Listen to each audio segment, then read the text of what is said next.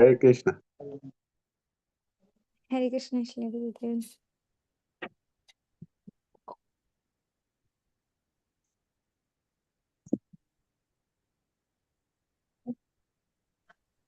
Hare Krishna, Shri Gurudev. Hare Krishna. Please accept my humble obeisances to the dust of the lotus feet. Thank you. Thank you very much.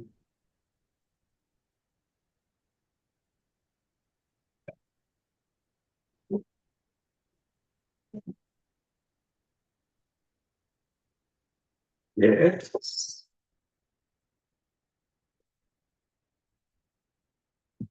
Yeah. Blissful deity worship.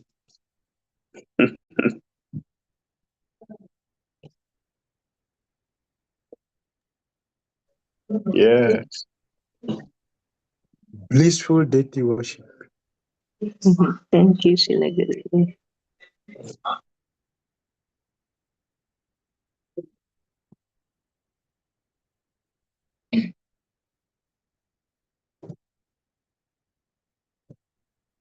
Yes.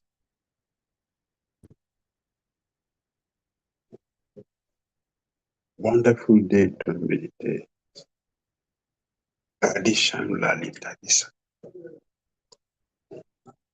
Dhira.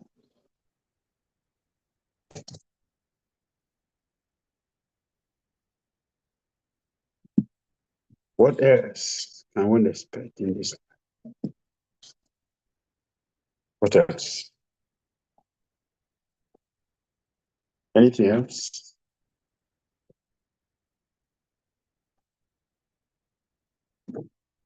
Do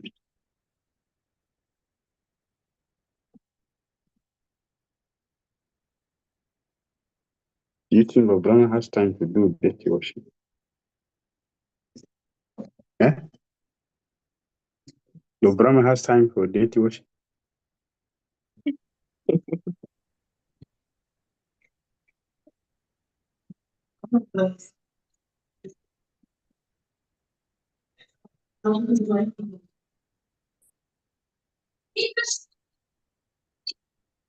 He has no access.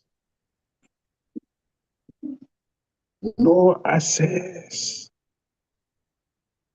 to deity worship. He can only meditate. Only meditate.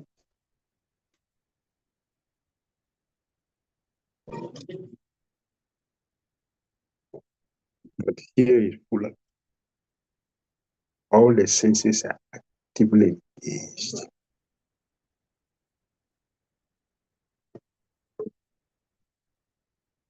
Blissfully. Yeah, that is it.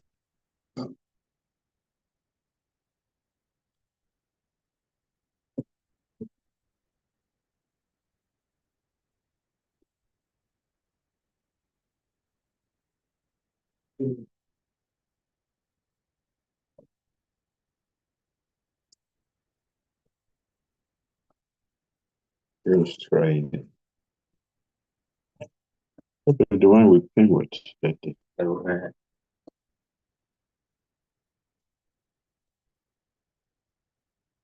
The expertise of the this is Actually, I've already won it. Hmm? Actually, I've already won it.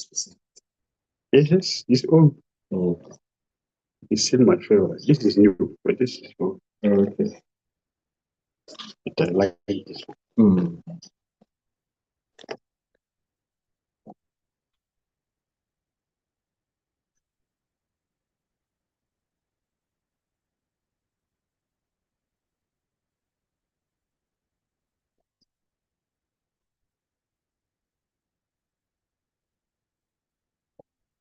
Something.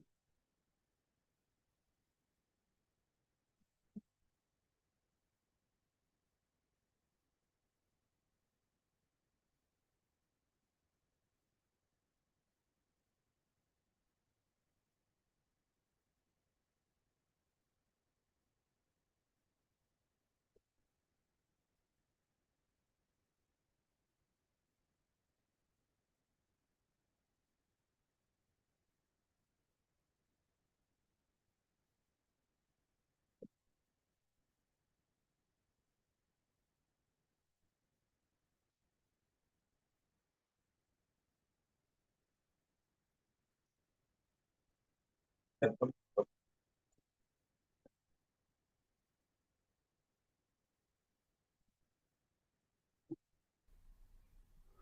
following is a free-for-download audiobook available on Google Drive.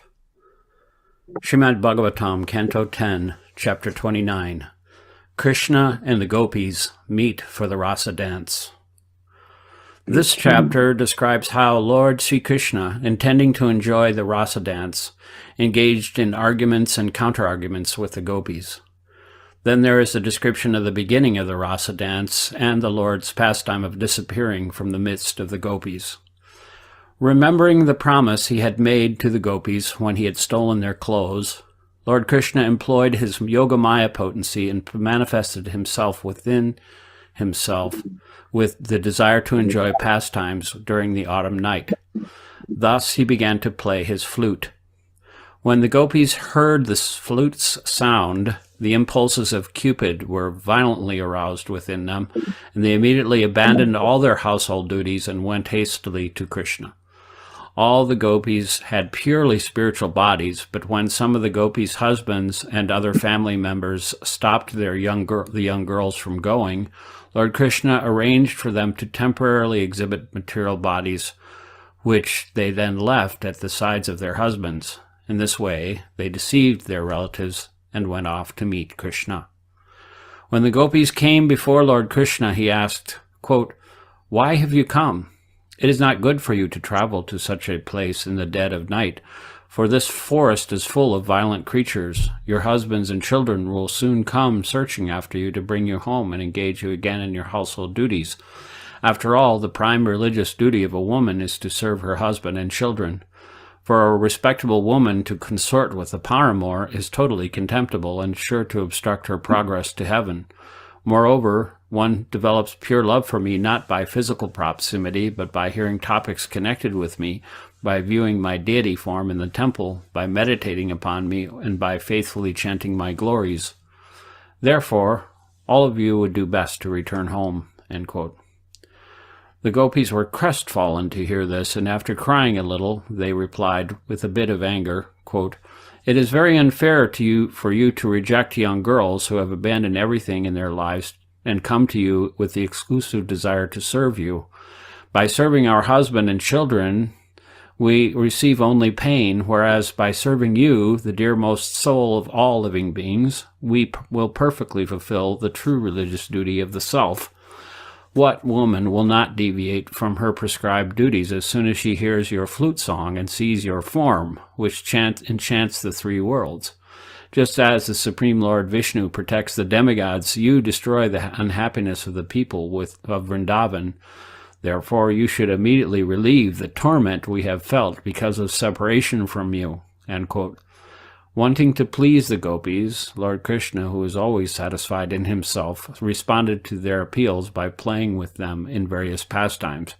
But when this show of attention made them a little proud, he humbled them by suddenly disappearing from the arena of the Rasa dance. Text 1. Sri Badarayani said, "Sri Krishna is the Supreme Personality of Godhead, full in all opulences. Yet, upon seeing those autumn nights scented with blossoming jasmine flowers, he turned his mind toward loving affairs. To fulfill his purposes, he employed his internal potency." Purport. As we begin the famous narration of Lord Krishna's Rasa dance, a dance of love with beautiful young girls, questions will inevitably rise in the minds of ordinary people regarding the propriety of God's romantic dancing with many young girls in the middle of a full moon autumn night. In his description of the Lord's Rasa dance in Krishna, the Supreme Personality of Godhead, Srila Prabhupada painstakingly explains the spiritual purity of these transcendental activities. Those advanced in the science of Krishna, the great teachers, or acharyas, leave no doubt that Lord Krishna is full and satisfied in himself, free of all material desires, which is, after all, a sense of incompleteness or lack. Materialistic persons and impersonal philosophers stubbornly reject the bona fide explanation of Sri Krishna's transcendental nature. There is no reason to deny the beautiful reality of an absolute person able to perform absolute romantic activities, of which our so-called romance is merely a shadow or perverted reflection. The irrational insistence that material activities cannot be a reflection of the perfect spiritual activities performed by God reflects the unimaginative emotional disposition of those who oppose the reality of Sri Krishna. This psychological disposition of the non-devotees, which leads them to fervently deny the very existence of the absolute person, unfortunately boils down to what can be succinctly described as envy, since the overwhelming majority of the impersonal critics eagerly pursue their own romantic affairs, which they consider quite real and even, quote, spiritual, end quote. The actual supreme lover is Lord Krishna. The Vedanta Sutra begins by declaring that the absolute truth is the source of everything, and even Western philosophy is born in a somewhat awkward attempt at finding the original one behind the apparent many of material existence. Conjugal love, one of the most intense and demanding aspects of human existence, can hardly have nothing at all to do with the supreme reality. In fact, the conjugal love exhibited by human beings is a mere reflection of spiritual entity in which the same love exists in an absolute pristine state. Thus, it is clearly explained here that when Krishna decided to enjoy the romantic atmosphere of autumn, quote, he resorted to his spiritual potency, yoga mayam upashrita. The spiritual nature of Lord Krishna's conjugal affairs is a major theme in this section of Srimad Bhagavatam. A woman is attractive because of the sweet sound of her voice, her beauty and gentleness, her enchanting fragrance and tenderness, and also because of her cleverness and skill in music and dance. The most attractive ladies of all are the young gopis of Vrindavan, who are Lord Krishna's internal potency, and this chapter tells how he enjoyed their brilliant feminine qualities, even though, as Srila Vishwanath Chakravarti Thakur has mentioned, Lord Krishna was an 8-year-old boy when these events took place. Ordinary people prefer God to be simply to be a witness of their romantic affairs. When a boy desires a girl or a girl desires a boy, sometimes they pray to God for their enjoyment. Some people are shocked and dismayed to find out that the Lord can enjoy his own loving affairs with his own transcendental senses. In truth, Sri Krishna is the original Cupid, and his exciting conjugal pastimes will be described in this section of the Bhagavatam. When Lord Krishna descends to the earth, his spiritual body seems to take birth and grow as he displays his variegated pastimes. The Lord could hardly allow his boyhood to pass without exhibiting the supreme loving affairs between a young boy and young girls. Thus, Srila Vishwanath Chakravarti Thakur quotes Srila Rupa Goswami as follows, Kaishoram Shvapali Karoti Kalayam Kunja Viharam Rahi. Quote, Lord Hari perfects his youth by arranging loving pastimes in the groves of the Vrindavan forest. Text 2. The moon then rose, anointing the face of the eastern horizon with the reddish hue of his confronting rays, and thus dispelling the pain of all who watched him rise. The moon was like a beloved husband who returns after a long absence and adorns the face of his beautiful beloved wife with red kumkum. Purport. Young Krishna engaged his internal potency, and she immediately created an exciting atmosphere for conjugal love. Text 3. Lord Krishna saw the unbroken disk of the full moon glowing with the red effulgence of newly applied vermilion, as if it were the face of the goddess of fortune. He also saw the Kumunded lotuses opening in response to the moon's presence, and the forest gently illumined by its rays. Thus the Lord began to play sweetly on his flute, attracting the minds of the beautiful-eyed gopis. Purport. The word jagao in this verse indicates that Lord Krishna played songs on his flute, as confirmed in text 40 by the words Kashti anga te kala padayata venum gita. The word Rama may indicate not only Lord Vishnu's consort, but also Shrimati Radharani, the original goddess of fortune. Lord Krishna appeared in the dynasty of the moon god, and the moon plays a prominent role here in preparing for the Lord's entrance into the midst of the rasa dance. Text 4. When the young women of Vrindavan heard Krishna's flute song, which arouses romantic feelings, their minds were captivated by the Lord. They went to where their lover waited, each unknown to the others, moving so quickly that their earrings swung back and forth. Purport. Apparently, each gopi went secretly, hoping to avoid advertising to her rivals the fact that young Krishna was in the mood for romantic affairs. Srila Vishwanath Chakravarti poetically describes the situation as follows, quote, Krishna indicated a terrible act of thievery in Vrindavan when he played on his flute. The song of his flute entered through the ears of the gopis into the inner treasure chamber of their hearts. That wonderful music stole all their most valuable possessions, their sobriety, shyness, fear, and discrimination, along with their very minds, and in a split second this music delivered all these goods to Krishna. Now, each gopi went to beg the Lord to return her personal property. Each beautiful young girl was thinking, quote, I have to capture that great thief, end quote, and thus they went forward, unknown to the others, end quote. Text 5. Some of the gopis were milking cows when they heard Krishna's flute. They stopped milking and went off to meet him. Some left milk curdling on the stove, and others left cakes burning in the oven. Purport. The eagerness of these cowherd girls, so lovingly devoted to young Krishna, is shown here. Text 6 and 7. Some of them were getting dressed, feeding milk to their infants, or rendering personal service to their husbands, but they all gave up these duties and went to meet Krishna. Other gopis were taking their evening meals, washing themselves, putting on cosmetics, or applying kajala to their eyes. But all the gopis stopped these activities at once, though their clothes and ornaments were in complete disarray, and rushed off to see Krishna. Text 8. Their husbands, fathers, brothers, and other relatives tried to stop them, but Krishna had already stolen their hearts. Enchanted by the sound of his flute, they refused to turn back. Purport. Some of the young gopis were married, and their husbands tried to stop them. The unmarried girls had to deal with their fathers and brothers and other relatives.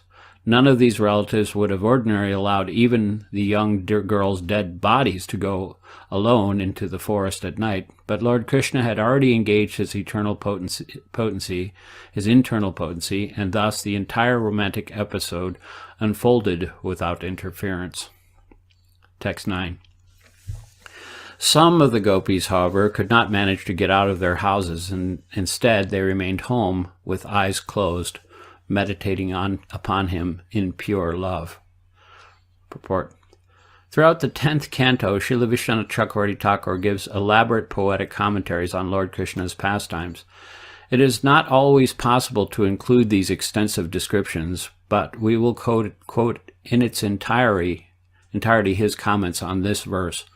It is our sincere recommendation to the learned Vaishnava community that a qualified devotee of the Lord present the entire commentary of Srila Vishwanath Chakravarti Thakur on the 10th canto as a separate book, which will undoubtedly be appreciated by devotees and non-devotees alike. The Acharya's comments on this verse are as follows, quote, in this context, we will make our analysis according to the method described in Srila Goswami's Ujjvala Nilamani. There are two categories of gopis, the eternally perfect, the Nitya Siddhas, and those who have become perfect by practicing Bhakti Yoga, the Sadhana Siddhas. The Sadhana Siddhas are of two categories, those who belong to special groups and those who do not. There are also two classes of the gopis belong to special groups, namely the Shrutacharis, and who come from the group of the personified Vedas, and the Rishicharis, who come from the group of sages who saw Lord Ramchandra in the Dandakaranya forest. Quote, this same fourfold categorization of the gopis is given in the Padma Purana. Gopyas tu Shrutayo Geya Rishi Ja Gopa Kanyaka Deva Kanyas Charajendra na manusya katanchana. Quote, it is understood that some of the gopis are personified Vedas, or personified Vedic literatures, while others are reborn sages, daughters of cowherds, or demigod maidens. But by no means, my dear king, are any of them ordinary humans. End quote. Here we are informed that although the gopis appeared to be human cowherd girls, they actually were not. Thus, the contention that they are mortals is refuted. The daughters of the cowherds, referred to here as Gopakanyas, must be eternally perfect, since we never hear of them having executed any sadhana.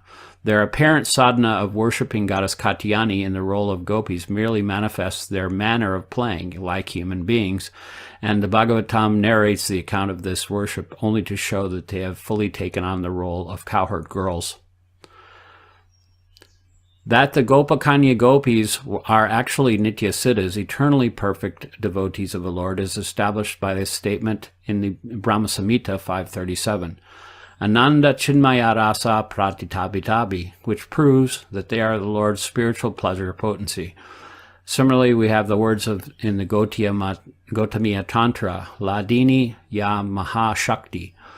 Further collaboration of their eternal perfection is that these gopis, being co-eternal with Lord Krishna, their lover, are mentioned along with him in the 18-syllable mantra, 10-syllable mantra, and others, and also that the worship of these mantras and also the shrutis that present them have been in existence since beginningless time. End quote.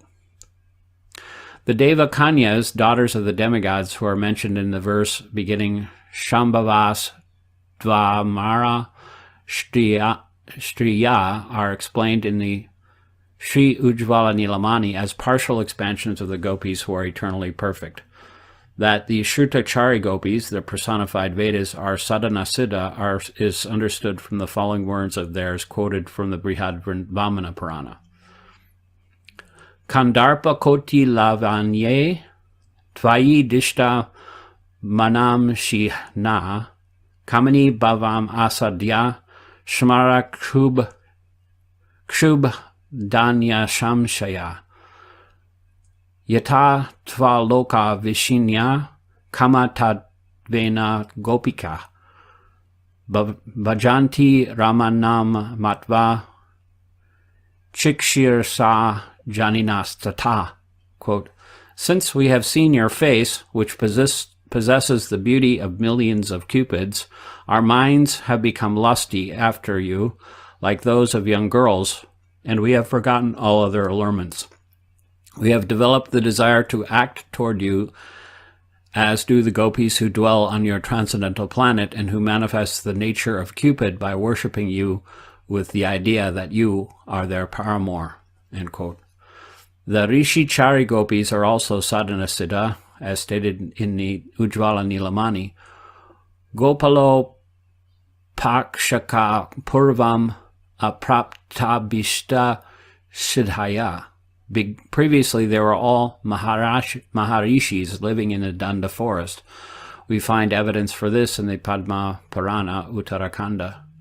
Dushta Raman Harim Tatra Bhoktum Achin Sugvigraham Sa Te Sarve Stitvam Apana Samud Bhutas Chagokule Harim Samprapya Kamena Tato Mukha Bhavaranat. This verse says that upon seeing Lord Ramchandra, the sages of the Dandaka forest desired to enjoy Lord Hari, Krishna. In other words, the sight of Lord Ram's beauty reminded them of Lord Hari, Gopal, their personal object of worship, and they wanted to enjoy with him. But out of embarrassment, they did not act on that desire. Whereupon Lord Ramchandra, who is like a desire tree, gave his mercy to them, even though they had not voiced their request. Thus, their desire was fulfilled, as stated by the words beginning Te Sarve.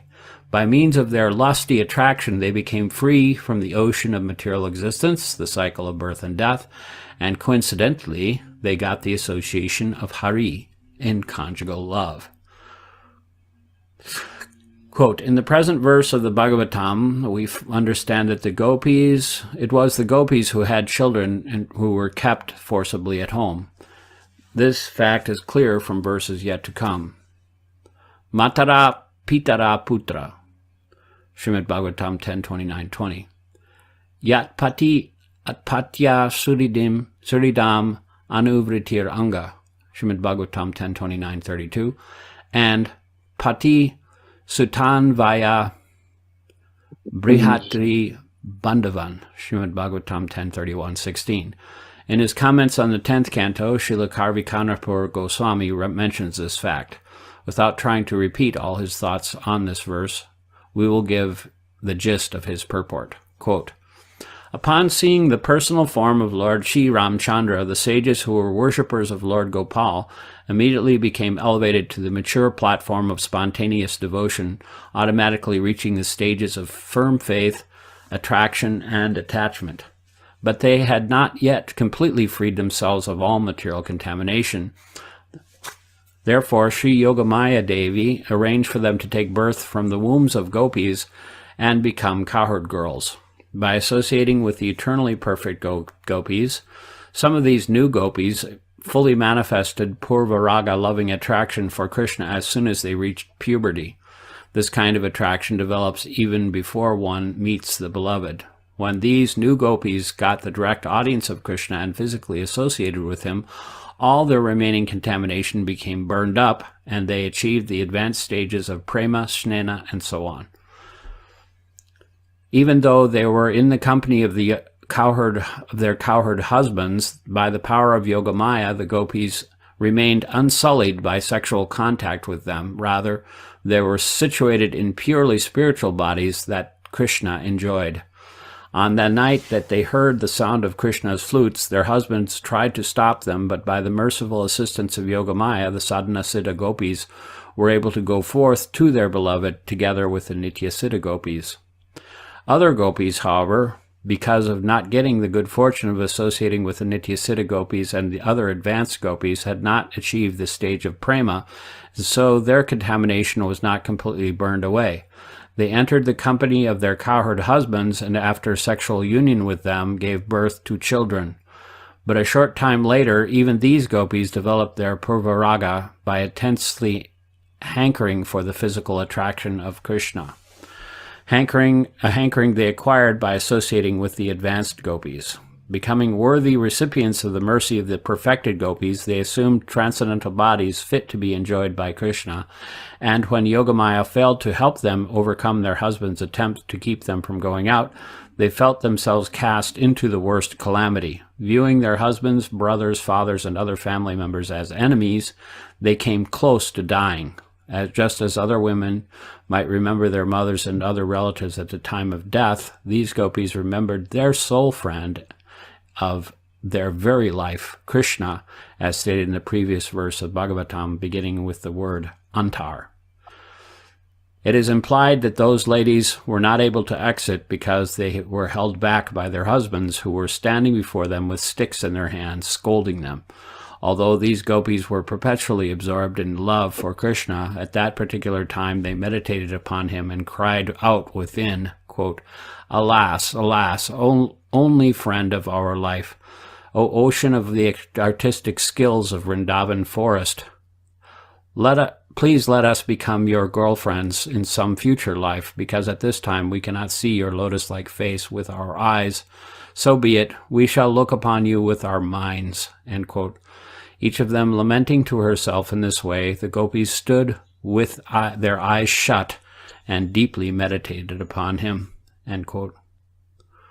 Text 11. For those gopis who could not go to see Krishna, intolerable separation from their beloved caused an intense agony that burned away all impious karma. By meditating upon him, they realized his embrace, and the ecstasy they then felt exhausted their material piety. Although Lord Krishna is the Supreme Soul, these girls simply thought of him as their male lover and associated with him in that intimate mood. Thus their karmic bondage was nullified, and they abandoned their gross material bodies. Purport. Srila Vishwanath Chakravarti comments on this verse as follows, quote, "Here, Shukadeva Goswami speaks in a peculiar way. He presents the intimate objects the gopis attained as if it were an external idea, thus keeping its true nature secret from outsiders, while at the same time he reveals that to the confidential devotees, well versed in the scientific conclusions of devotional service, the internal meanings that is his real purport. Thus, to outsiders, Sukadeva says that Krishna gave the gopis liberation, but to those confidential hearers, Sukadeva reveals that when the gopis experienced separation from their beloved, there arose in them immeasurable unhappiness and immeasurable happiness, and that they gradually achieved their desired goal. Thus, the verse can be understood as follows. Because of their intolerable separation from their beloved, the gopis felt terrible agony, by which they caused all inauspicious things to tremble. In other words, when people in general hear of the gopis' extreme agony and separation from their beloved, they abandon thousands of inauspicious things, even things as fearsome as the subterranean fires of millions of universes or the powerful poisons swallowed by Lord Shiva. More specifically, those who hear of the gopis' love in separation give up their terrible false ego, and thinking themselves defeated, are shaken. When the gopis meditated on Lord Achyuta, he became manifest and personally came to them, and they experienced great joy by embracing his body, which was full of transcendental love for them. The gopis also experienced great joy by exhibiting personal characteristics and a sense of identification appropriate to such love. That joy made all their good fortune, both material and spiritual, seem paltry by comparison. The implication is that when other persons see how happy the gopis became upon embracing Krishna when he manifested himself directly before them, these other persons feel that thousands of so-called auspicious objects are insignificant by comparison, including all the sense gratificatory pleasures found in millions of universes and even the supersensory pleasures of spiritual bliss, Brahmananda. Thus, hearing of the gopis' distress and the joy that arose, respectively, out of their separation from the Supreme Lord and their union with him, anyone can get rid of all the reactions of his past activities, both sinful and pious. Vaishnavas certainly do not think that sinful and pious reactions can be destroyed only by being lived out, since, after all, neither separation from the Supreme Lord nor direct association with him are in the category of karma. This kind of elimination of karmic reactions occurs in the stage of bhajan for those who have come to the level of anartha nivritti. And thus the gopis thought of Krishna, the Paramatma, the supreme worthy object of all love, as their paramour. Even though such a concept is ordinarily contemptible, the gopis realized Krishna in an even fuller sense than did Rukmini and his other queens, who thought of him as most respectfully as their husband. That thinking of the Lord as one's paramour is superior to thinking of him as one's husband is proved by the fact that unbridled pure love is superior to domesticated love. This idea is borne out by the following words of Sri Uddhava. Yadusti yajam svajanam aryapatam chahitva. Quote, these ladies of Vrindavan abandoned their families and their advanced religious principles, even though to do so is very difficult. Srimad Bhagavatam 10:47-61. In his pastimes on earth, Krishna often turns the most lowly things into the most elevated. As Bhishma stated, Krishna's pastime of acting as Arjuna's chariot driver was even more elevated than the pastimes in which he acted as a mighty king of kings. Vijayarata Kutumba Ata Torte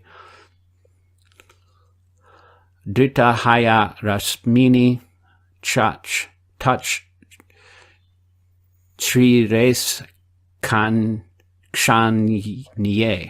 I concentrate upon the chariot driver of Arjuna, who stood with a whip in his right hand and a bridle rope in his left hand, and who was very careful to protect Arjuna's chariot by all means. End quote. Srimad Bhagavatam 1.9.39.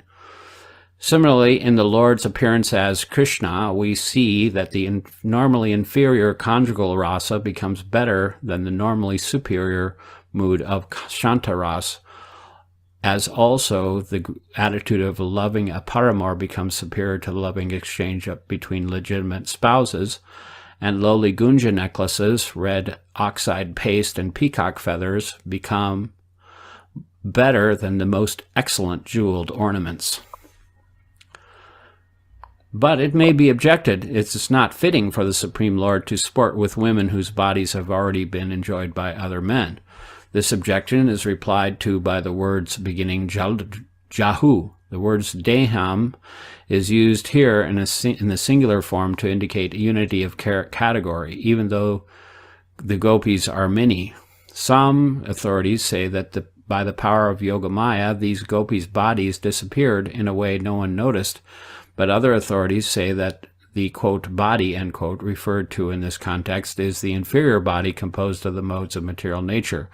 Thus, by the prominence of the adjective gunamayam, it is understood that before the gopis heard the sound of Krishna's flute, their bodies had become twofold, material and spiritual, and upon hearing the flute, they gave up the material bodies which their husbands had enjoyed. We may analyze this as follows. Quote, when the devotees began prosecuting devotional service in accordance with the instructions of a bona fide spiritual master, they engaged their ears and other senses in pure devotion by hearing of the Lord, chanting his glories, remembering him, offering obeisances to him, giving him personal attendance, and so forth. Thus the devotees make the Lord's transcendental qualities the objects of their senses, as stated by the Lord himself, Nirguno Madapashaya, Srimad Bhagavatam 11:25-26. In this way, the devotees' bodies transcend the material modes. Yet sometimes the devotees may take as their subjects mundane sounds and so on, and that is material. Thus, a devotee's body can have two aspects, transcendental and material. According to one's level of devotional service, to that degree, the transcendental aspects of one's body become prominent and the material aspects diminish. This transformation is described in the following verse from the Srimad Bhagavatam 11:242. Bhakti pareshanu bhavo viraktir anyatra chaisa trika ekakala prapyadyam manashya yatash natashus tushti pushti kshud apayo nu gasham. Quote, devotion, direct experience of the Supreme Lord, and detachment from other things, these three occur simultaneously for one who has taken shelter of the Supreme Personality of Godhead, in the same way that pleasure, nourishment, and relief from hunger come simultaneously and increasingly with each bite for a person engaged in eating. End quote. When one achieves totally pure love of God, the material portions of the body disappear and the body becomes completely spiritual. Nonetheless, so as not to disturb the false opinions of atheists and so as to protect the confidentiality of devotional service, the Supreme Lord usually has his illusory energy exhibit the demise of the gross body. An example of this is the disappearance of the Yadavas during the Mashoya Lila. Sometimes, however, to proclaim the excellence of Bhakti Yoga, Krishna will allow a devotee to go back to Godhead in his self-same body, as in the case of Dhruva Maharaj. We can cite evidence from this point from the 25th chapter of the 11th canto, text 32. Yenemi nirjita samya guna jivena chittaja bhakti yogena man nishto madbhavyaya prapadyate. Quote, a living entity who conquers the modes of material nature, which are manifested from the mind, can dedicate himself to me, Krishna, by the process of devotional service and thus attain pure love for me. End quote. Here the Lord states that the defeat and destruction of that which is composed of the modes of material nature can be brought about only by the process of devotional service. Therefore, what we should understand from the present verse of the Bhagavatam is that the gopis who could not go to see Krishna had their inauspicious material bodies removed or burned up, while their auspicious spiritual bodies, far from being destroyed, simply grew more prominent because of the ecstasy the gopis felt by embracing Krishna in meditation. Thus their bondage was completely destroyed, and by the help of Yogamaya they got free from the ignorance and also from the prohibitions of their husbands and other relatives. We should not make the mistake of explaining this falling away of the gopis' bodies as being a result of their dying. As the Lord himself states, Srimad Bhagavatam 10:47-37, Yamaya kritada yatyam vanesmin vraja astita alabdha rasa kalyanyo mapur mad virya chintaye. Some of those auspicious gopis could not directly join me in enjoying the rasa dance on that night in this Vrindavan forest, and yet they still achieved my association by remembering my transcendental pastimes, end quote. By using the word kanyanya in this verse, the Lord implies, quote, even though these gopis wanted to give up their bodies because of their husbands' prohibitions and the torment of separation from me, for them to die at the very beginning of the most auspicious festival of the rasa dance would have been displeasing to me and thus inauspicious. So they did not die, end quote. More evidence that the gopis who were prevented from going to see Krishna did not physically die is provided by the statement of Sri Shukadev later in this canto, 10:47-38. Ta uchur udavam pritas tat sandeshagata smriti. Quote, then they, the gopis, replied to Uddhava, feeling satisfied because his message had reminded them of Krishna. End quote. Here we understand that the gopis speaking to Uddhava were the ones who had not the chance to participate directly in the rasa dance because of being held captive in their homes. Thus the conclusion is that they gave up their material bodies without dying. Parched by the intense heat of separation, their material bodies gave up their materiality and became purely spiritual, just like the bodies of such great devotees as Dhruva Maharaj. This is the meaning of the gopis, quote, giving up their bodies, end quote. The following analogy illustrates the statuses of the various gopis. By observing 7 or 8 ripe mangoes on a tree, we can ascertain that all of the fruits on the tree are ripe. Then we can pick them all and bring them home, whereas in due course the sun's rays and other agents will make them fine-looking, fragrant, and delicious, fit to be offered to the king for his enjoyment. When the time comes for the king to take his meal, a discriminating servant can choose those fruits ready to offer him. From the appearance of the fruits, the servants can tell which are ripe in the middle, but still raw on the outside, and thus not yet fit for the king. By the application of a special heating process, the remaining fruits will become ripe in 2 or 3 days, and then they too will be ready to offer to the king. Quote, similarly, among the Manichari gopis who took birth in Gokul, those who completely gave up the materiality of their bodies and very early in life achieved purely spiritual bodies were able to remain untouched by any other men. Thus, Yogamaya allowed them to join the Nityasiddha and other advanced gopis when they went to meet Krishna. Other Manichari gopis still retained some connection with the external material body, but even they, after being parched by the heat of separation from Sri Krishna, gave up the materiality of their bodies and assumed perfectly transcendental bodies, purified of all taint of contact with other men. On the night of the rasa dance, Yogamaya sent some of these gopis out behind those who had already gone out. Others, who Yogamaya still had a slight amount of contamination, she kept back to further purify with the heat of separation. Then she sent them out on some other night. After enjoying the pleasures of the rasa dance and other pastimes with Krishna, the Manichari gopis who had participated went back to their homes when the night was over, as did the Nityasiddha and other advanced gopis. But now Yogamaya protected these Manichari gopis from the material association of their husbands. In other words, these gopis were devoid of any selfish attachment for husband, children, and so on. Since these gopis were thoroughly immersed in the great ocean of love for Krishna, their breasts dried up so that they could not feed their infants, and to their family members they appeared as if haunted by ghosts. And in conclusion, it is not unseemly that the gopis who were previously in material association joined the rasa dance.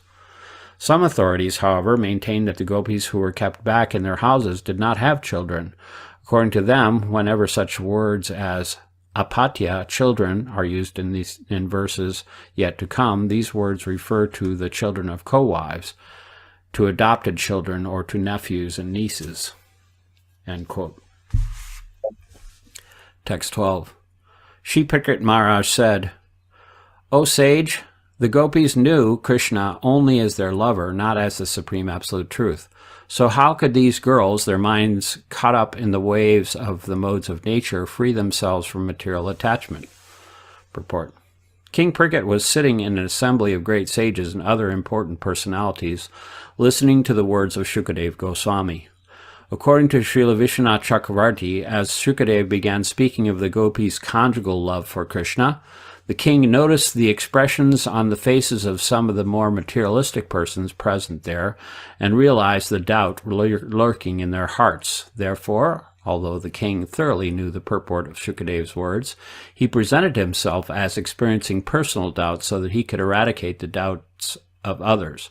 That is why he asked this question. Text 13. Shukadeva Goswami said, This point has previously been explained to you. Since even Shishupal, who hated Krishna, achieved perfection, then what to speak of the Lord's dear devotees? Purport. Although the spiritual nature of conditioned souls may be covered by illusion, Lord Krishna's spiritual nature is omnipotent and is never covered by any other power. In fact, all other powers are his energy and thus function according to his will.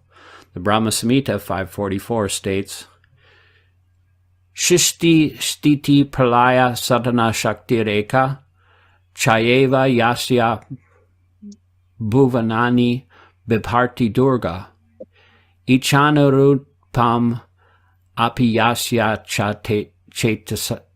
chestatesa. Quote, the mighty Durga, who creates, maintains, and annihilates the three worlds, is the potency of the Supreme Lord, and she moves like his shadow according to his desire. End quote. Thus, because of the Lord's spiritual influence does not depend upon whether someone understands him or not, the gopis' spontaneous love for Krishna guaranteed their spiritual perfection. The great Madhvacharya quotes the following relevant passages from the Skanda Purana. Krishna kamas tata gopyas tyaktva deham divam gata samyak krishnam parabhama gatma kalat param yayu. Quote, at the time, the gopis who desired Krishna gave up their bodies and went to the spiritual world. Because they properly understood Krishna to be the supreme absolute truth, they transcended the influence of time. End quote. Purvam cha ganas shamyuktas tatarpi prayasash tata atas tasham param brahma gatir asin nakamata. Quote, in their previous lives, most of the gopis were already fully endowed with transcendental knowledge. It is because of this knowledge, not their lust, that they were able to attain the supreme Brahman. End quote. Natu gyanam nite muksho naya pateti hi stutasti kama yukta tada bhaktir ganam chato vimuktiga. Quote, the Vedas declare that without spiritual knowledge there is no valid path to liberation. But these apparently lusty gopis possessed knowledge and devotion. Because these apparently lusty gopis possessed devotion and knowledge, they achieved liberation. End quote. Ato mokshe pi tasman cha kamo bhaktyanu vartate mukti sabto dito chaidya prabditao dveshava bhaghina.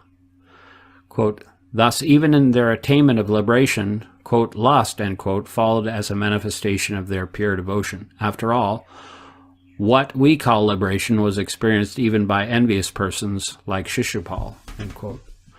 Bhakti margi patan muktim agan Vishnu prasadada kamastu asubha kushchapi bhaktya Vishnu prasadakrit. Quote, by the mercy of Lord Vishnu, one who follows the path of devotional service gains liberation as a byproduct, and such a person's lusty desire, which would normally invoke misfortune, instead invokes the mercy of Vishnu when exhibited in pure devotion. End quote.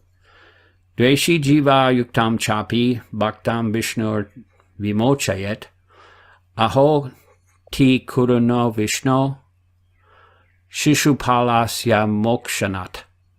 Quote, Lord Vishnu will save even a devotee possessed of an envious life. Just see the extreme mercy of the Lord as shown by his granting liberation to Shishupal. End quote. Shishupal was Lord Krishna's cousin. He was mortified when the Lord stole the gorgeous young Rukmini, whom Shishupal was himself hell-bent on marrying. For various other reasons also, Shishupal was consumed with envy of Lord Krishna, and finally he insanely offended him in a great assembly at the Rajasuya sacrifice. At that time, Krishna nonchalantly cut off Shishupal's head and gave him liberation. Everyone saw the effulgent soul of Shishupal rise out of his dead body and merge into the existence of the Lord.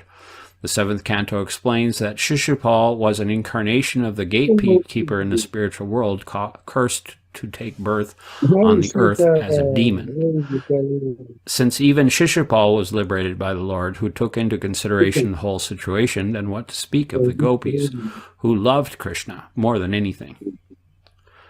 Text 14. O King, the Supreme Lord is inexhaustible and immeasurable, and he is untouched by the material modes because he is their controller.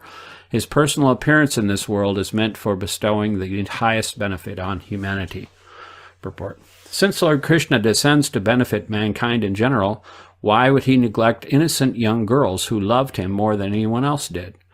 Although the Lord awards himself to his pure devotees, he is avyaya, inexhaustible, because he is aprameya, immeasurable.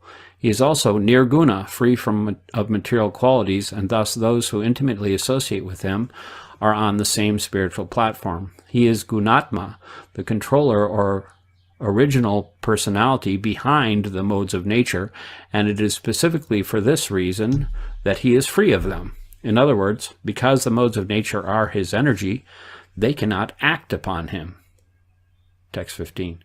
Persons who constantly direct their lust, anger, fear, provocative affection, feeling of impersonal oneness, or friendship toward Lord Hari are sure to become absorbed in thought of him. Purport. Lord Krishna is pure spiritual existence, and those who somehow or other become attached to him, absorbed in thoughts of him, rise to the spiritual platform. This is the absolute nature of the Lord's personal association. With this verse, Shukadeva Goswami answers King Parikshit's question about the gopis. After all, Shukadeva has begun to narrate Krishna's most intimate pastime, the rasa dance, and Parikshit is cooperating to remove the doubts of others who are hearing or who in the future may hear this astonishing story. Srila Madhvacharya has quoted a statement from the Skanda Purana that emphatically declares persons like the gopis to be liberated souls beyond the pale of material illusion. Bhaktya hi nitya kamit vam natu muktim vina bhavet ata kamit taya vapi muktir bhaktan mataharo. Quote, eternal conjugal attraction to Krishna expressed in pure devotional service cannot develop in one who is not already liberated. Thus, those who are devoted to Lord Hari, even in conjugal attraction, are already liberated.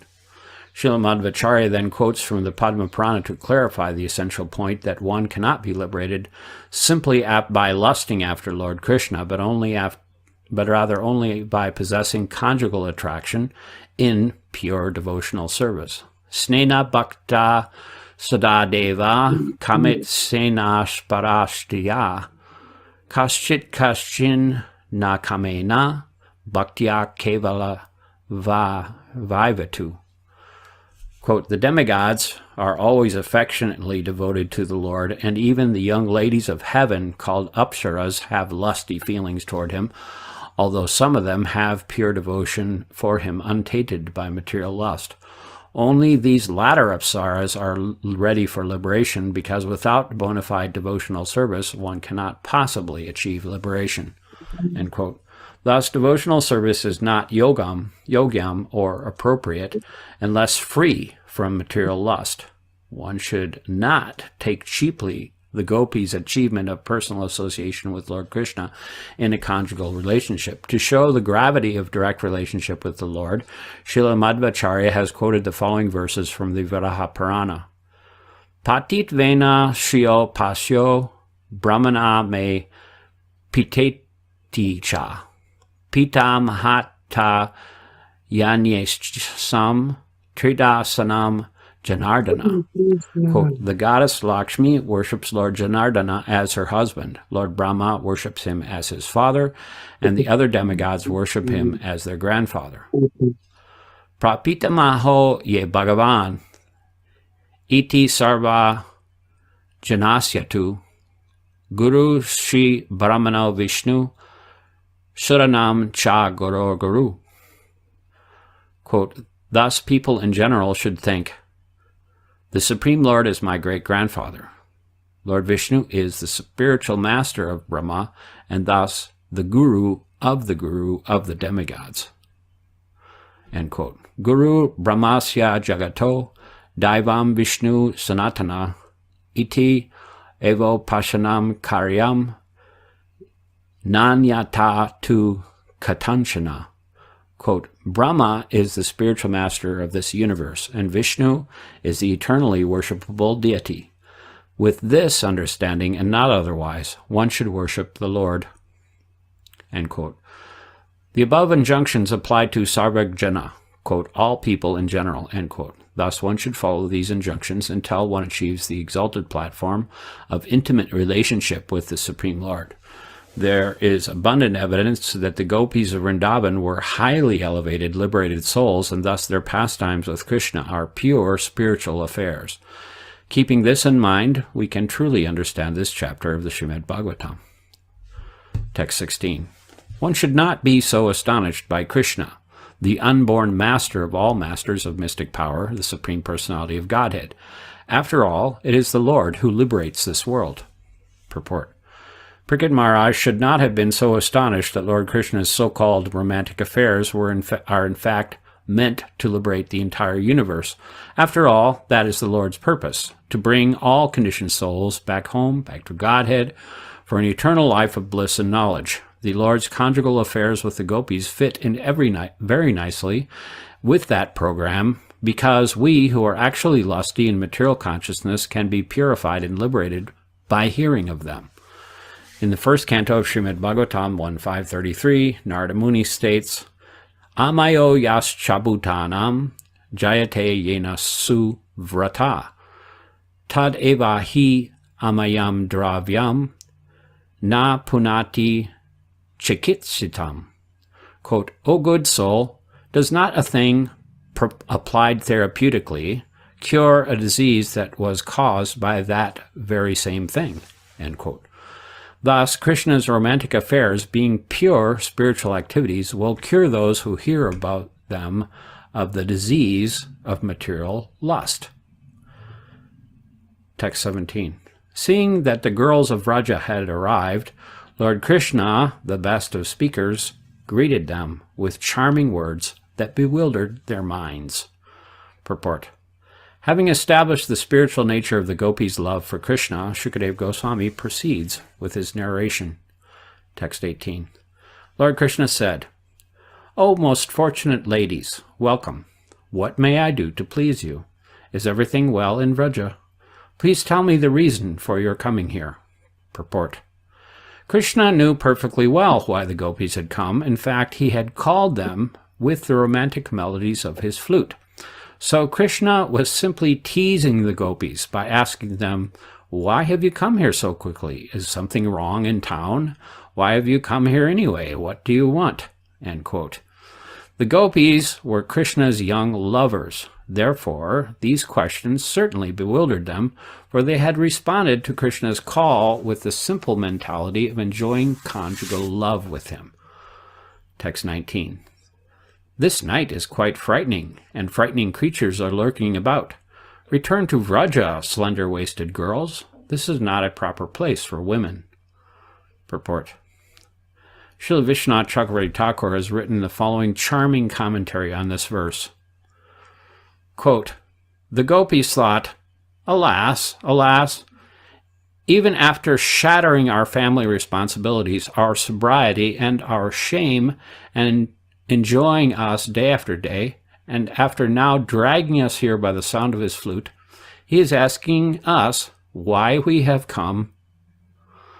As the gopis cast sidelong glances at one another, the Lord said, if I try to tell me that you have come to get night-blooming flowers to use in the worship of God, and that it is these flowers that you are looking at with your sidelong glances, I will have to reject your excuse as unacceptable, since neither the time, place, nor persons involved are appropriate. End quote. This is the Lord's meaning of in the verse beginning Rajani. He might have said, even though there is abundant moonlight, this time of night is very fearsome because many snakes, scorpions, and other dangerous creatures, too small for you to see, are lying beneath the creepers, roots, and twigs. Therefore, this time is unsuitable for gathering flowers, and not only the time, but also this place is unsuitable for you to gather flowers, because at night terrible creatures such as tigers are abroad here. Therefore, you should go back to Vraja. End quote. But the gopis may object. Let us just rest for a few minutes, then we will go.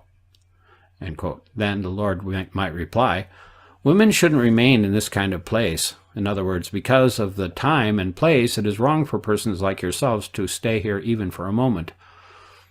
End quote. Furthermore, by the word sumadhyama, quote, O slender-waisted ones, end quote, the Lord implied, you are beautiful young girls, and I am a beautiful young boy, because you are all very chaste, and I am a brahmachari, as confirmed by the words Krishna brahmachari in the Shruti, Gopalatampani Upanishad. There should be no fault in our being in the same place. Nevertheless, the mind can never be trusted, neither yours nor mine. End quote. The Lord's inner eagerness thus hinted at is obvious if we read his words between the lines as follows, quote, if out of shyness you cannot tell me the reason you have come, then don't speak. I already know it anyway, so just listen as I tell it to you. End quote. Thus the Lord speaks the words beginning Rajani. The following statement by Krishna is based on an alternate meaning of the verse derived when the Sanskrit words are separated in a different way. The alternative separation, according to Srila Vishwanath Chakravarti, should be Rajani Esha Agora Rupa Agora Sattva Niveshvita Pratiyata Vrajam Iha Na Iha Shayam Stibi Su Madhyama. Through Srila Vishwanath Chakravarti's commentary, Krishna now explains the meaning of this division of words. Quote, the pervasive moonshine has made this night appear not at all fearsome, and therefore this forest is populated by harmless creatures such as deer, agora sattvai, or else by animals such as tigers that are harmless because of Vrindavan's naturally nonviolent atmosphere. Consequently, this night should not frighten you, end quote. Or else Krishna might have meant, quote, you should not be afraid of your own husbands and other relatives because the night being populated by fearsome animals, they will not come near this place. Therefore, please do not go back to Vraja.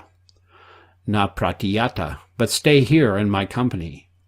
Iha shayam.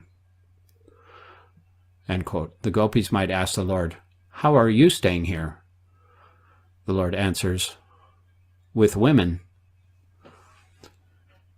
But are you satisfied to keep just any women in your company? The Lord replies to this with the word su madhyama, meaning only women who are young and beautiful, who have slender waists, namely yourselves, should stay here with me, and not others. Thus we can appreciate that Krishna's statements are full of considerate as well as neglectful statements. End quote. Krishna's words are actually brilliant because, according to the rules of Sanskrit grammar, they may be understood in either of two opposite ways. In the first case, as translated above, Lord Krishna continues to tease the gopis by telling them the night is dangerous and inauspicious and that they should go home. But Krishna is simultaneously saying exactly the opposite, namely that there is absolutely no reason for the gopis to fear coming to the Lord, that the night is quite auspicious, and that the girls should under no circumstances go back home. Thus, Lord Krishna simultaneously teases and enchants the gopis with his words. Text 20. Not finding you at home, your mothers, fathers, sons, brothers, and husbands are certainly searching for you. Don't cause anxiety for your family members. Text 21 and 22. Now you have seen this Vrindavan forest full of flowers and resplendent with the light of the full moon. You have seen the beauty of the trees with their leaves trembling in the gentle breezes coming from the Yamuna.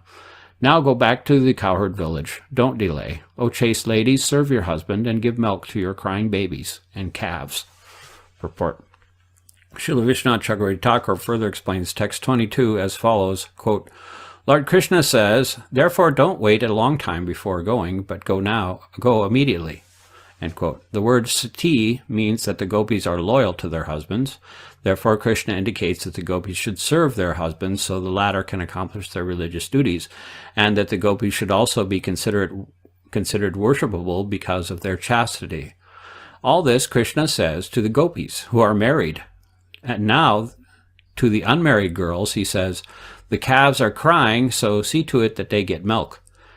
To the Manichari gopis, he says, your babies are crying, so feed them milk. End quote. Srila Vishwanath Chakravarti Thakur further reveals the hidden meaning of these two verses as follows. In text 21, Krishna might have said, this Vrindavan is the very best of places, and moreover, this is a full moon night. Furthermore, we have the Yamuna on all sides, and there are cool, gentle, fragrant breezes blowing. These are all transcendental opulences that stimulate loving exchanges, and since I am also here as the foremost ecstatic opulence, the object of love, now let us test how much expertise you can show in relishing rasas. End quote. In text 22, he means to say, quote, thus, for a long time, for the entire duration of this night, don't leave, but rather stay here and enjoy with me. Don't go serve your husbands and the gentle women, your mothers-in-law, and so forth. It would not be fitting you for you to waste such beauty and youth, which are the gifts of the Creator. Nor should you milk the cows or give milk to the calves and the babies. What you do, who are so full of ecstatic attraction for me, have to do with these affairs. End quote. Srila Vishwanath Chakravarti Thakur also explains that the gopis could not really be sure exactly what Krishna was doing, whether he was merely joking, inviting them to stay, or instructing them to return home. Thus, as Sri Krishna spoke about the beauty of the forest, the gopis felt embarrassed and bewildered and looked upon at the trees, and as he spoke about the Yamuna, they looked all around at the river. Their absolute purity and simplicity, along with their absolute devotion to Lord Krishna in the conjugal mood, created the most beautiful pastimes ever exhibited in this universe. Text 23. On the other hand, perhaps you have come here out of your great love for me, which has taken control of your hearts. This, of course, is quite commendable on your part, since all living entities possess natural affection for me. Text 24. The highest religious duty for a woman is to sincerely serve her husband, behave well toward her husband's family, and take good care of her children. Purport. Srila Jiva Goswami astutely points out here that the gopis' real, eternal husband is Lord Krishna, not their so-called husbands at home, who falsely considered the gopis as their property. Thus, a strict interpretation of the word Amayaya, without illusion, reveals that the supreme religious duty for the gopis is to serve Sri Krishna, their real lover. Text 25. Women who desire a good destination in the next life should never abandon a husband who has not fallen from his religious standards, even if he is obnoxious, unfortunate, old, unintelligent, sickly, or poor. Purport. Srila Vishwanath Chakravarti quotes in a similar statement from the Srimati Shastra, Patim tva titam bhajet, quote, one should serve a master who is not fallen, end quote. Sometimes the foolish argument is given that even if a husband falls down from spiritual principles, his wife should continue to follow him since he is her guru. In fact, since Krishna consciousness cannot be subordinated to any other religious principle, a guru who engages his follower in materialistic sinful activities loses his status as a guru. Srila Prabhupada states that the system of monarchy collapsed in Europe because the monarchs abused and exploited their position. Similarly, in the Western world, men have abused and exploited women, and now there is a popular movement in which women reject the authority of their husbands. Ideally, men should be staunch in spiritual life and give pure, sincere guidance to the women under their care. The gopis, of course, being on the highest platform of spiritual perfection, were all transcendental to all positive and negative religious considerations. In other words, they were the eternal lovers of the absolute truth. Text 26. For a woman from a respectable family, petty adulterous affairs are always condemned. They bar her from heaven, ruin her reputation, and bring her difficulty and fear. Text 27. Transcendental love for me arises by the devotional process of hearing about me, seeing my deity form, meditating on me, and faithfully chanting my glories. The same result is not achieved by mere physical proximity. So please go back to your homes. Purport. Lord Krishna is certainly presenting formidable arguments. Text 28.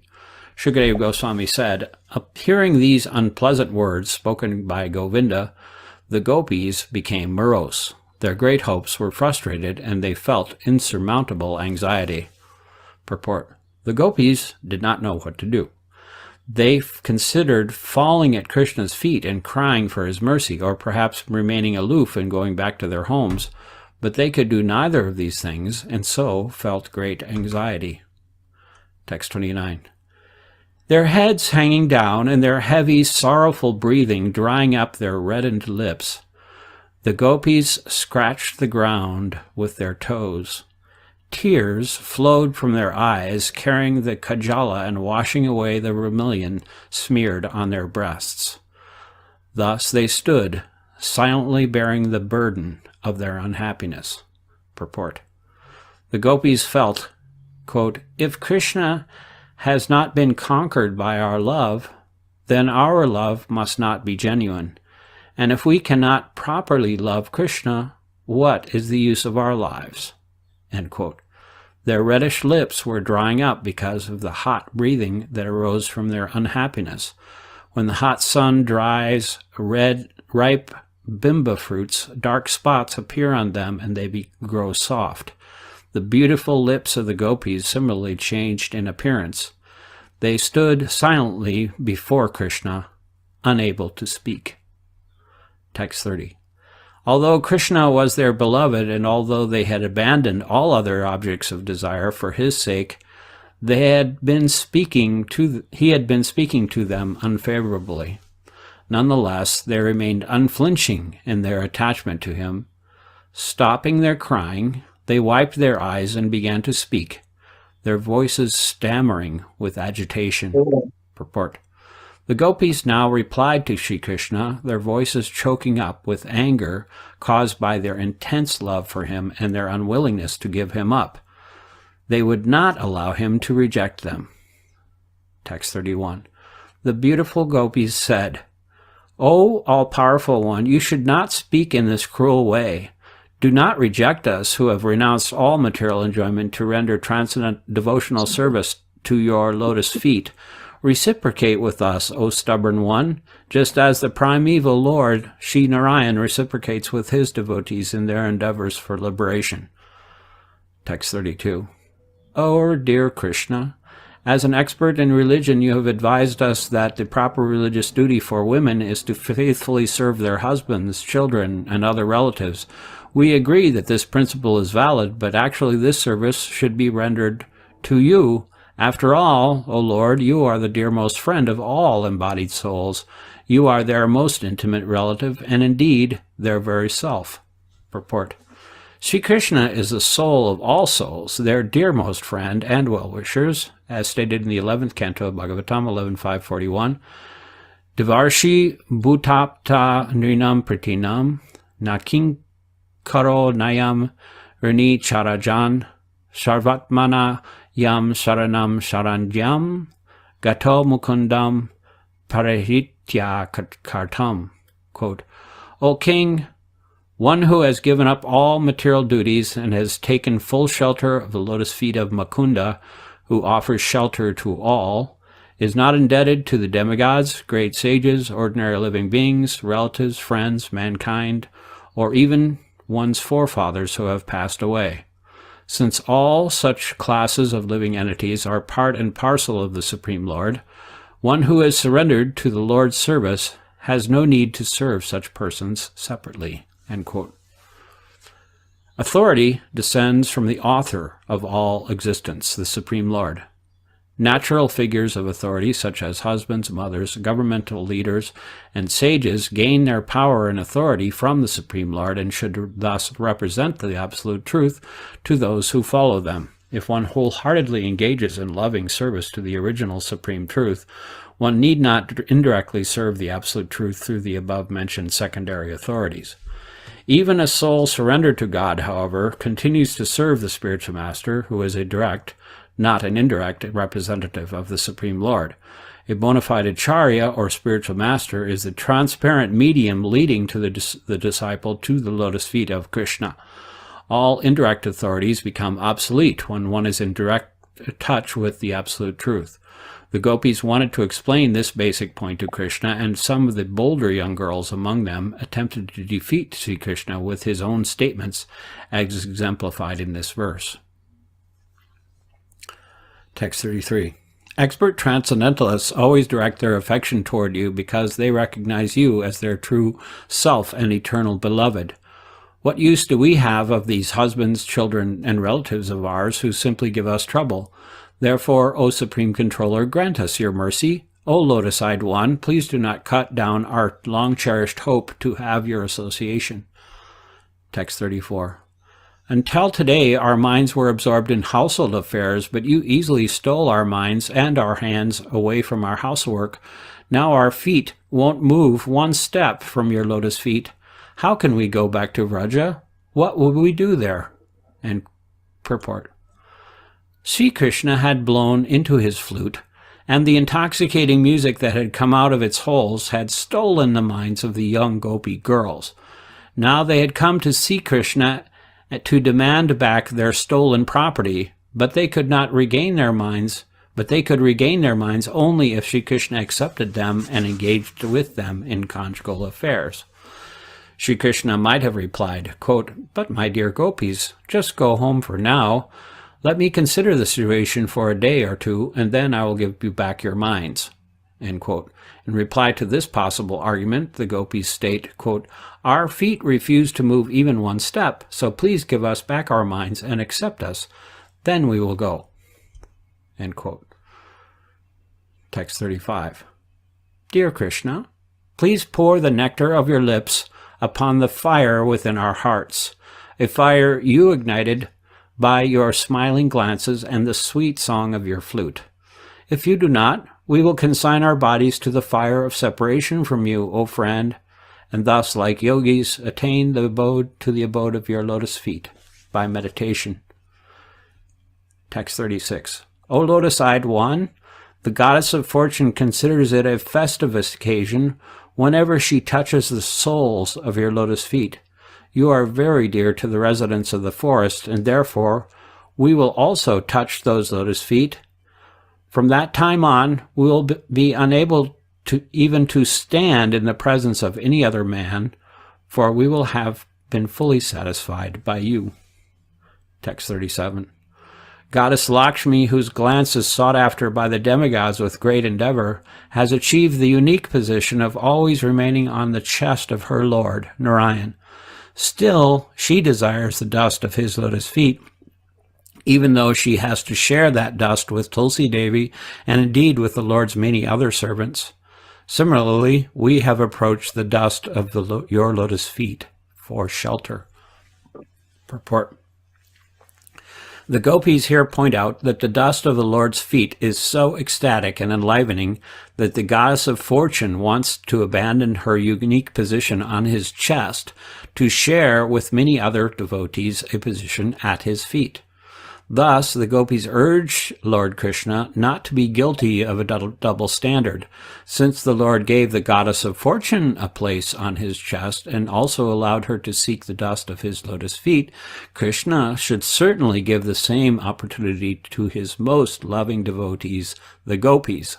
Quote, after all, end quote, the gopis plead, quote, seeking the dust of your lotus feet is perfectly justified, and you should encourage us in this endeavor and not try to send us away, end quote. Text 38. Therefore, O vanquisher of all distress, please show us your mercy. To approach your lotus feet, we abandon our families and homes, and we have no desire other than to serve you. Our hearts are burning with intense desires generated by your beautiful, smiling glances. O jewel among men, please make us your maidservants. Purport. When Sri Krishna was born, the sage Garga predicted that he would manifest all the opulences of the Supreme Lord Narayan. The gopis now appeal to the Lord to fulfill this prediction by being merciful and granting them direct service, just as Lord Narayan awards direct service to his loving devotees. The gopis emphasize that they did not give up their families and homes with the hope of securing a higher pleasure from Krishna. They are simply begging for service, revealing their pure-hearted devotion.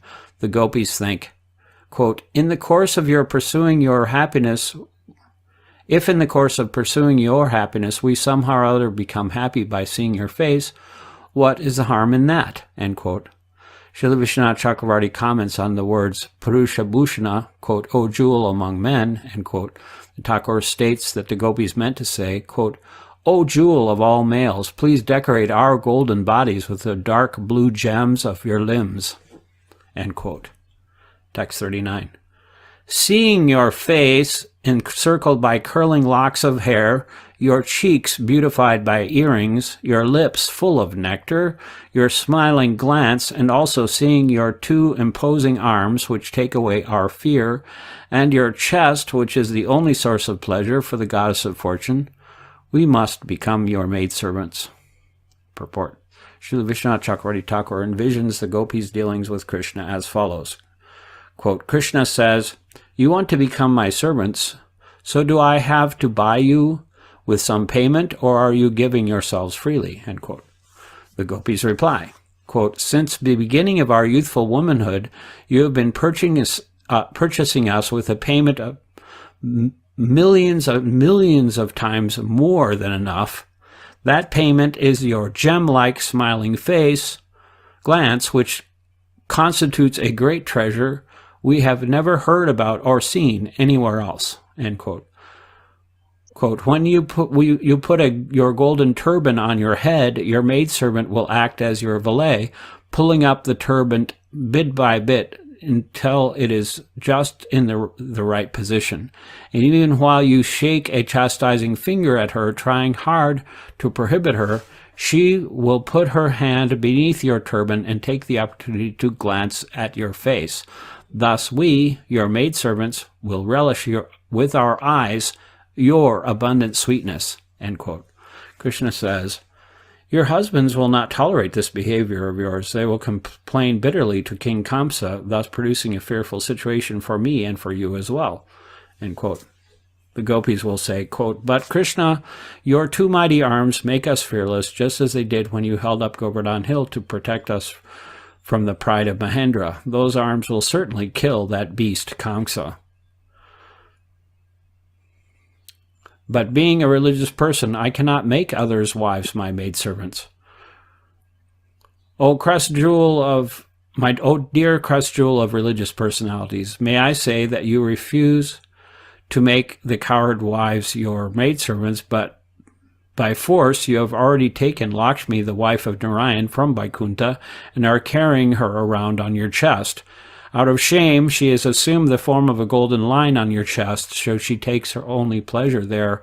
Besides, within all the 14 worlds, and even above these worlds, in Vaikuntha Loka, beyond this universe, you never reject any beautiful woman, no matter who she is or whom she belongs to. We know this quite well."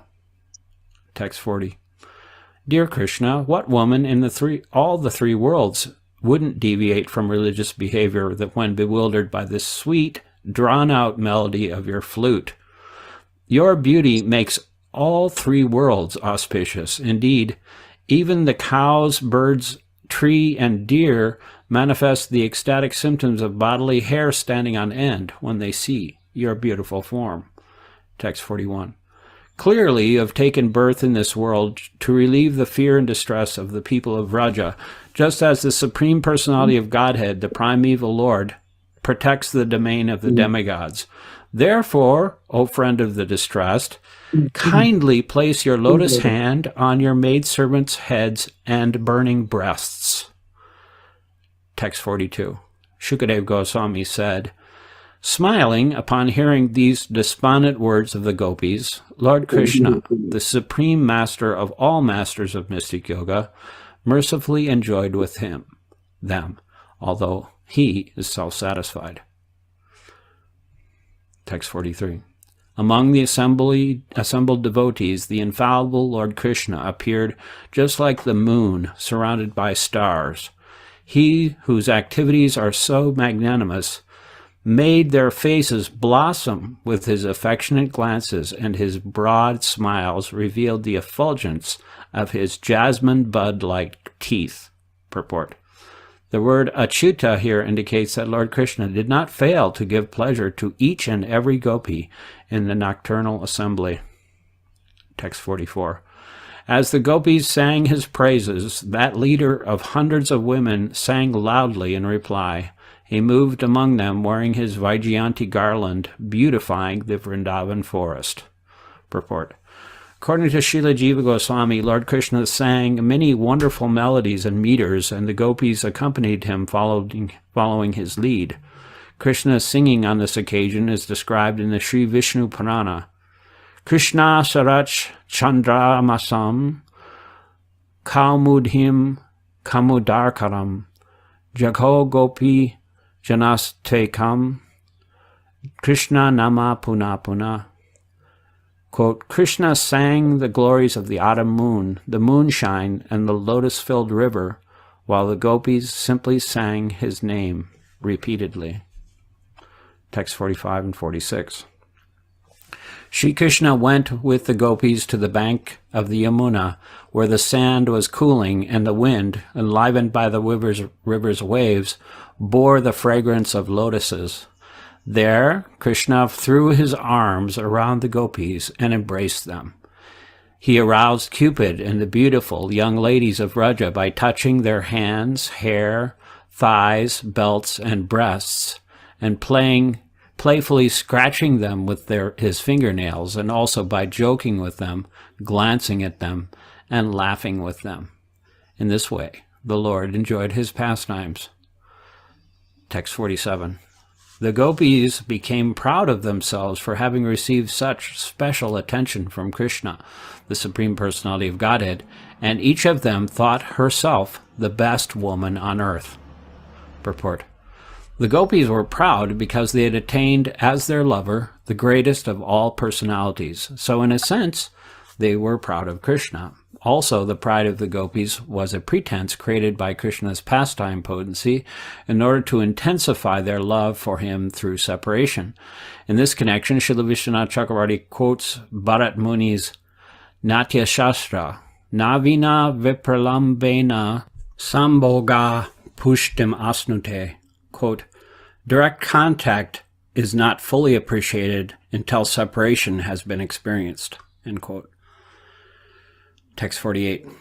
Lord Keshava, seeing the gopis too proud of their good fortune, wanted to relieve them of this pride and show them further mercy.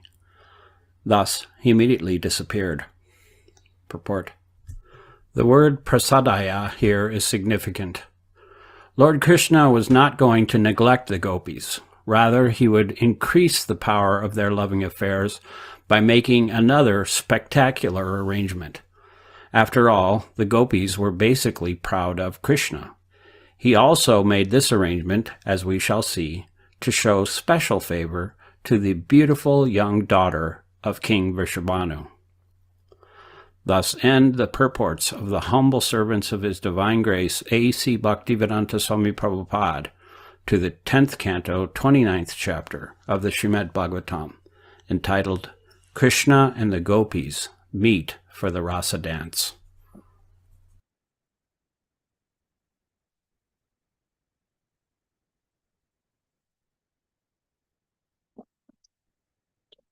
Okay.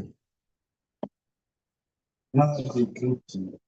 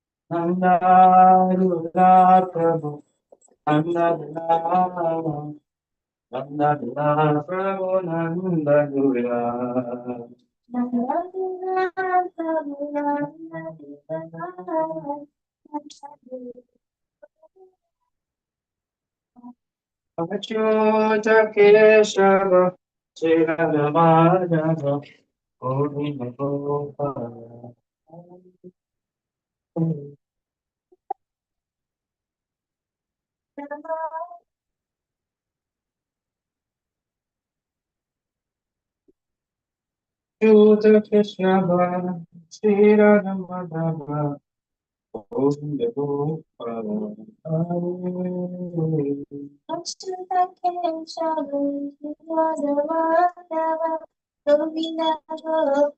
Hare.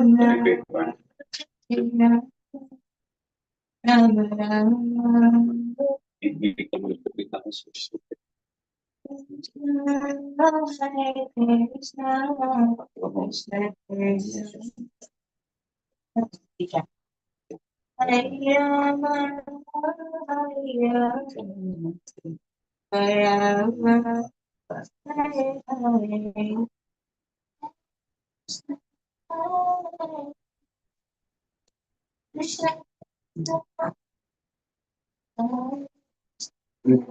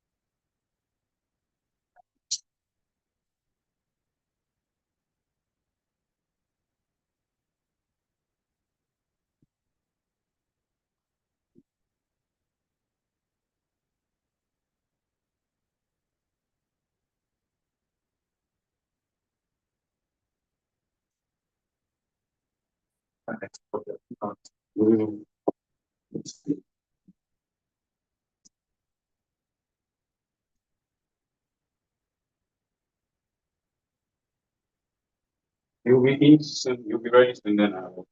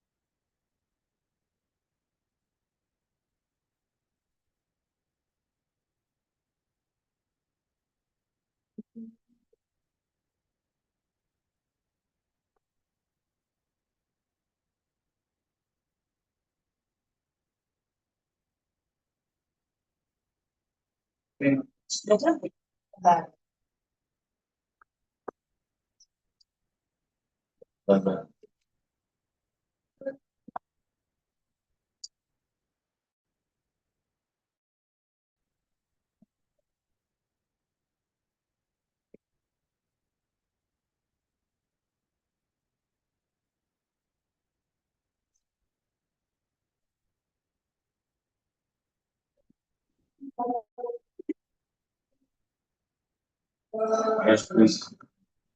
It's about the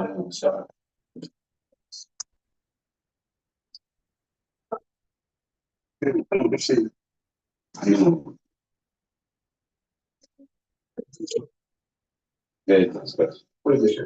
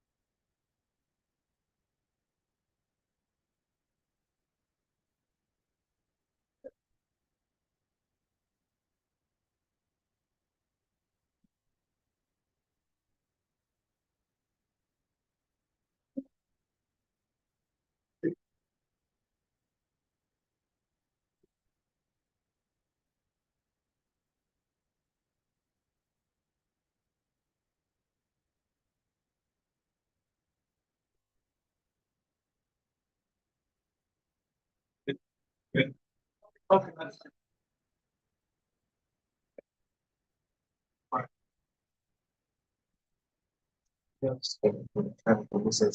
You join the next but then you will use so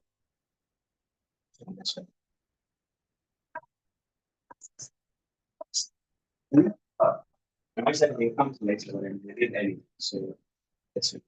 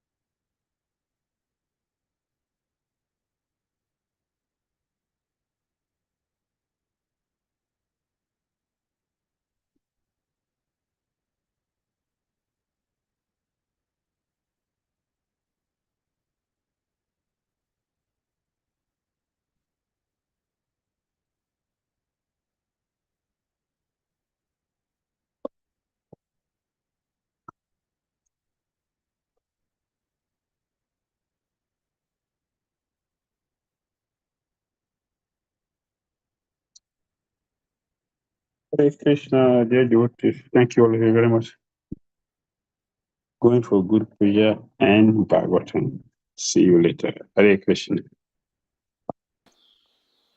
Hare Krishna, Jai Gurudev, Pranam. Thank you. Hare Krishna, Jai Gurudev. Thank you so Please much. accept my humble obeisances. So glory to Srila Prabhupada. Rahul, Rahul, Prabhupada. Hare Jai Krishna. Gurudev. Hare Krishna. Thank you so much, Srila Gurudev. Krishna Maharaj, accept my humble obeisance to you and lotus. Good day,